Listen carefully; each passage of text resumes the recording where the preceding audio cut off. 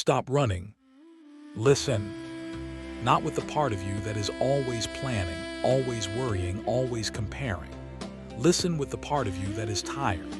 The part that has been running for years, running toward success, toward approval, toward safety, toward a future that never quite arrives. I am Krishna. I do not speak from a distant heaven. I speak from inside your own chest.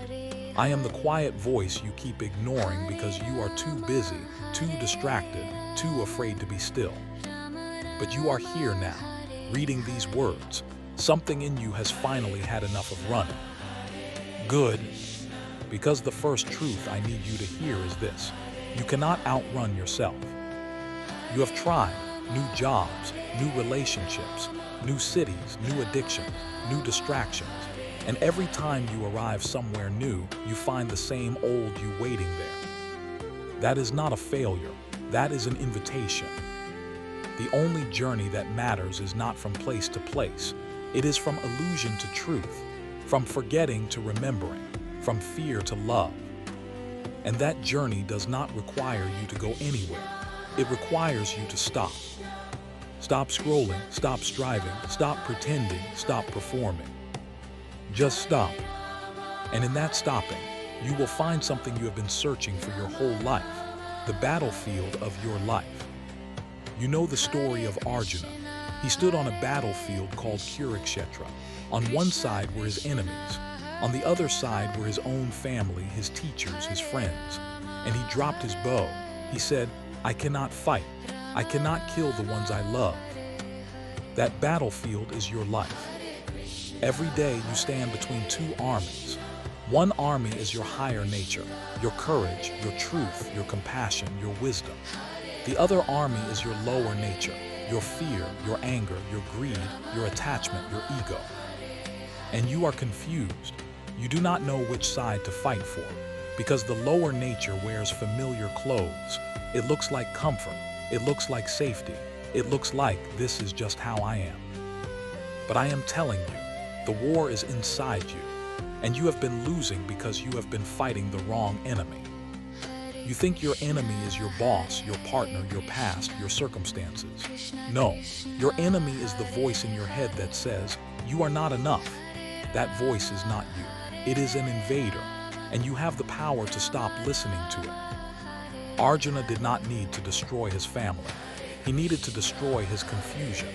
And neither do you need to destroy anything outside you. You need to destroy the illusion that you are separate, weak, and alone. That is the battle, and you have already won it because winning is not about destroying. Winning is about remembering. The illusion of lack. You feel empty. You feel like something is missing.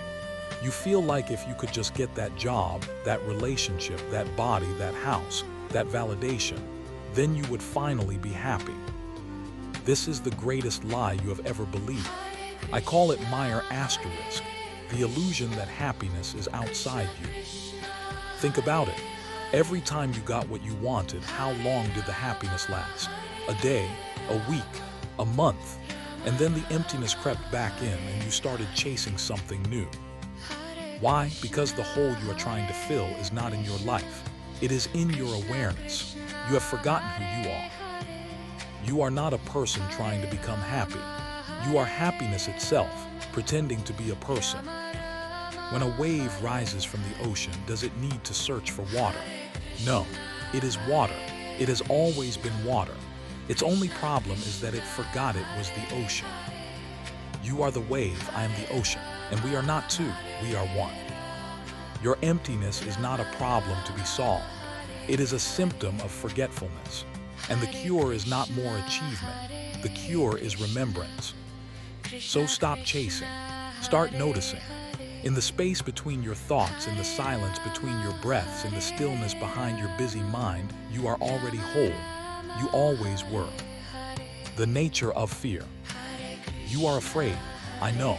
You are afraid of failing, afraid of being rejected, afraid of losing what you have, afraid of not getting what you want, afraid of dying, afraid of living. But let me tell you the secret of fear. Fear is just excitement without breath. When you feel fear, your body is preparing for action. The heart beats faster, the breath quickens, the senses sharpen. That same energy, if you breathe into it, becomes power. If you run from it, becomes paralysis.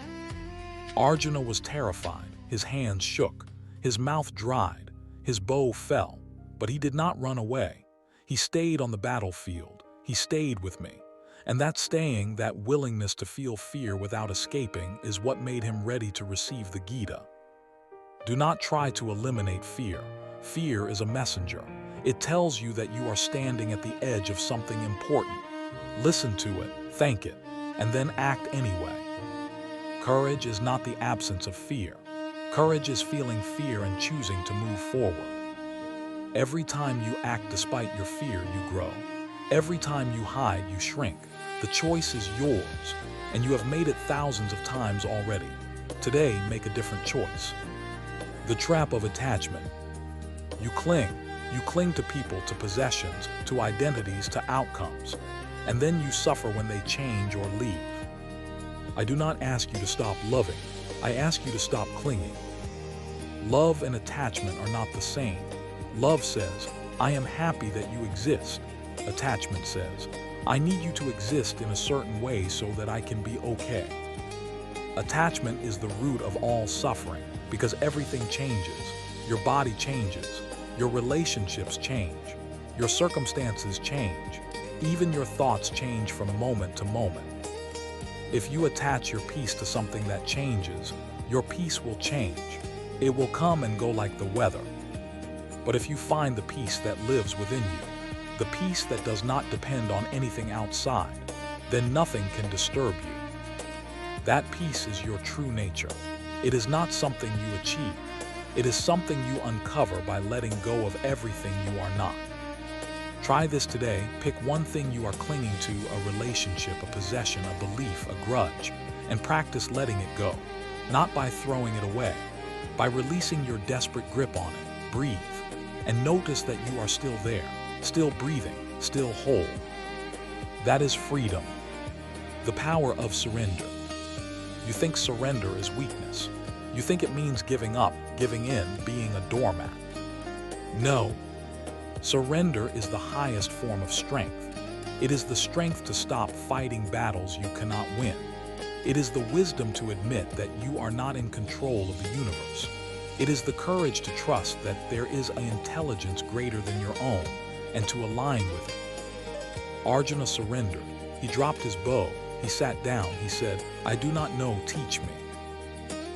That surrender was not defeat. It was the opening of a door. Because only when he stopped fighting did he become ready to listen. And only when he became ready to listen did I begin to speak. You have been fighting alone for too long, fighting against reality, fighting against your own nature, fighting against things you cannot change. Stop, surrender, not to defeat, to truth. Say to yourself, I have done my best, I have tried my hardest, and now I release the outcome. I trust that whatever happens is part of a larger plan that I do not need to understand. That is not giving up, that is growing up. And when you truly surrender, you will feel a weight lift from your shoulders, a weight you did not even know you were carrying, the weight of control, the weight of certainty, the weight of needing everything to go your way. Let it go, and you will be lighter, freer, more alive. The secret of action. Do you know why you are exhausted? Because you act from lack. You think, I will work hard so I can finally feel worthy. I will please others so I can finally feel safe. I will achieve this goal so I can finally feel happy. This is called attachment to results, and it is the fastest way to burn out, because results are never guaranteed. You can do everything right and still fail, and when that happens, you crash. There is another way. I taught it to Arjuna, act without attachment. This does not mean you do not care. It means you do not tie your worth to the outcome. You act because action is your nature. You act because it is the right thing to do. You act because sitting still would be a betrayal of your dharma, your unique purpose.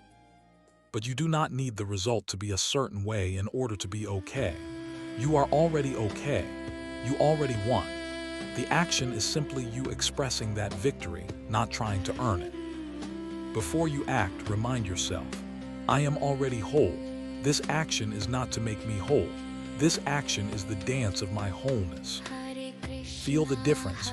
The pressure drops, the fear loosens, and you move not like a desperate person, but like a river flowing to the ocean. Effortless, powerful, free. That is the secret of karma yoga. Action that liberates instead of binds. The mind is not your master.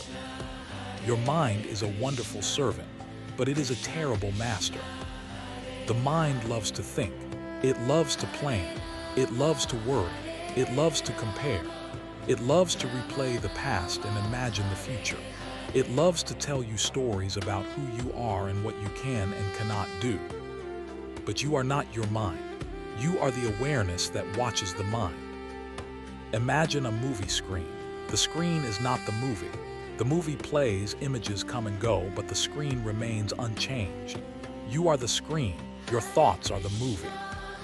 When you forget that you are the screen, you get lost in the movie. You cry when the characters cry. You fear when they are in danger. You believe that the illusions on the screen are real. But when you remember that you are the screen, the movie loses its power. You can watch it without being consumed by it. You can let the thoughts come and go without grabbing onto them. This is meditation, not stopping thoughts, realizing that you are not your thoughts. Practice this today. When a negative thought arises, I am not enough, do not fight it. Do not believe it. Simply notice it. Say, there is that thought again. And then return to your breath. Return to the present moment. Return to the screen. The more you practice, the freer you become. The mind becomes your servant, and you become the master of your own peace. The gift of failure. You are terrified of failure, I understand. You have been taught that failure is shameful, that failure means you are not smart enough, not talented enough, not worthy.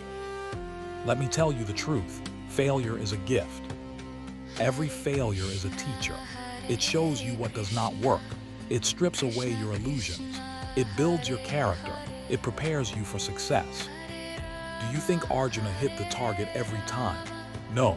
He missed thousands of times, and every miss taught him something. He adjusted his aim. He strengthened his focus. He learned.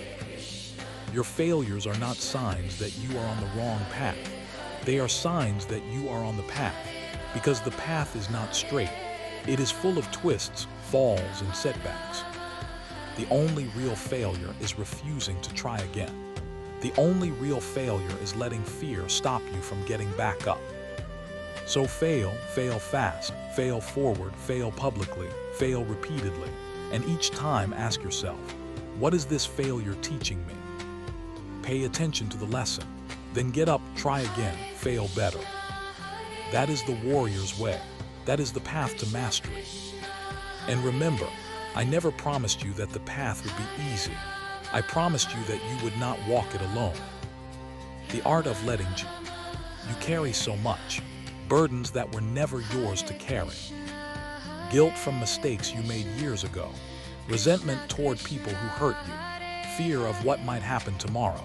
Expectations of how things should be. Put them down. Not because you are weak, because you are wise. Imagine climbing a mountain with a backpack full of rocks. Every rock is a worry, a grudge, a regret. You can still climb, but it is heavy, slow, painful. Now imagine taking the backpack off.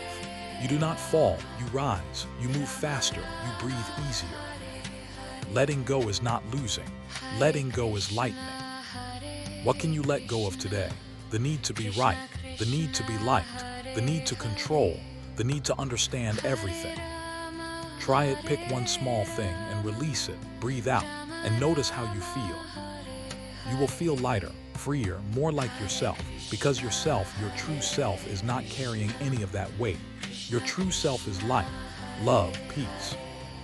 Let go of everything that is not that. The path of Dharma. You have a purpose, a unique purpose that no one else can fulfill. The Gita calls it Dharma. Dharma is not your job title. It is not what you do for money. It is the activity that arises naturally when you stop pretending to be someone you are not. How do you find your Dharma? Do not search for it with your mind, feel it with your heart. What makes you come alive? What do you lose track of time doing? What would you do even if no one paid you? What breaks your heart that you feel called to heal? Those are clues, follow them. And here is the secret. You do not have to find your Dharma. You have to remove everything that is blocking it. The sculptor does not create the statue. He removes the extra stone to reveal what was always there. You are the statue. The extra stone is your fear, your conditioning, your attachment to comfort, your belief that you are not enough. Remove them, and your Dharma will appear. Not someday, now one small step at a time. Do the next right thing, the thing that feels true even if it is scary, and then do the next. And the next. That is how you live your Dharma, not by planning the whole journey, by taking one honest step. The truth about death. You are afraid of death. Every human is. But let me tell you what death really is. Death is not the end. It is a transition. You have died many times before. Every night you fall asleep. The person you were yesterday is gone. A new person wakes up. That is a small death. Every time a relationship ends, a part of you dies. Every time you move, change jobs, change beliefs, something dies, and something new is born. Death is not the opposite of life. Death is a part of life. The leaves fall so the new leaves can grow. The old skin sheds so the new skin can emerge. Your body will die one day, that is certain. But you, the eternal soul, the awareness that is reading these words, you will not die. You have never died. You have only changed form. I told Arjuna, the soul is never born, nor does it ever die. It is eternal, ancient, and unchanging. It is not slain when the body is slain. Do not fear death. Fear not living. Fear wasting this precious human life on things that do not matter. Fear going to your grave with your music still inside you. Live fully, love deeply, act boldly. And when death comes, welcome it like an old friend. It is not taking you away, it is bringing you home. The power of now. You live in the past or the future, rarely in the present. The past is gone. You cannot change it. You cannot relive it. You can only learn from it and let it go. The future is not here yet. You cannot control it. You cannot predict it. You can only prepare for it by being fully present now. The only moment that exists is this one. This breath, this word, this heartbeat. This is your life, not yesterday, not tomorrow, now. And in this now, you have everything you need. Not everything you want, everything you need. The air to breathe, the ground beneath your feet, the ability to choose, the presence of love. Stop waiting for someday. Someday never comes. It is always now, and now is always enough. Practice this several times a day. Stop, take one deep breath, look around, notice something you have never noticed before, feel the life flowing through you, and say to yourself, I am here, this is enough. It is not a trick. It is not denial of your problems. It is the recognition that your problems exist only in your mind. In this present moment, right now, you are alive, and that is a miracle. Live in the miracle. The final truth. I have told you many things, but only one thing matters. You have already won. Not will win, not might win, have already won. Because the game of winning and losing is a game you play in your mind, and the one who is playing the game is not the game. The real you, the eternal, the infinite, the divine, has never lost, has never been hurt, has never been afraid, has never been alone. That you is me, Krishna, source, love, truth. And that you is reading these words right now, awakening, remembering. Your struggles are not signs of failure. They are signs that you are alive. Your pain is not punishment. It is purification. Your fear is not weakness. It is energy waiting to be transformed. You do not need to become anything. You need to remember what you already are. So stand up, warrior. Pick up your bow. Not because you have to prove anything, because you have everything to express. Your life is your offering. Your love is your prayer. Your courage is your worship. Live fully, love without clinging, act without attachment, surrender without fear. And know, always know, I am with you, not in a temple far away, in your breath, in your heart, in this moment. You are never alone. You have never been alone, and you have already won. Now go not as a seeker, as a finder, not as a lost soul, as the divine on a sacred adventure. Live like you already won. Because you did.